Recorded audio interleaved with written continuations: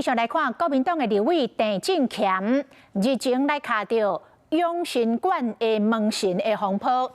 嘛因为蓝衫使用公务车来走反罢免的行程，引发着争议。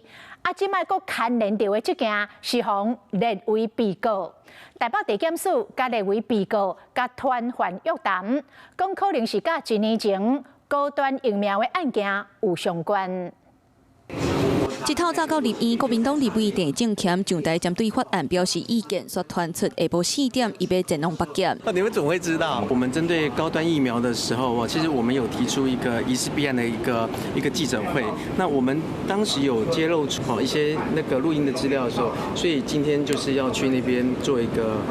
说明。专案就要看去年正月初8，郑正乾开记者会，公布高端董事会录音档，质疑高端利用美国国家卫生院的名声来图利，要求公开疫苗的采购合约。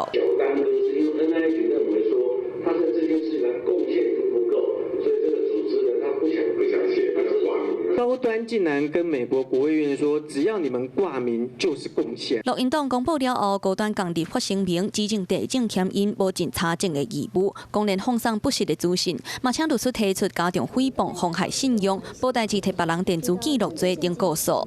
郑正乾经过争议未少，进前防指控，甲涉嫌利用永生馆放动来暴力讨销洪基爱永生馆负责人关系真好，涉入诈团门神的风波，高雄新竹市双罢免发言人林志杰压了坐立院的公务车遭反罢免的行程。那你觉得现在被传唤会不会跟这个所谓大发明的天才货有关？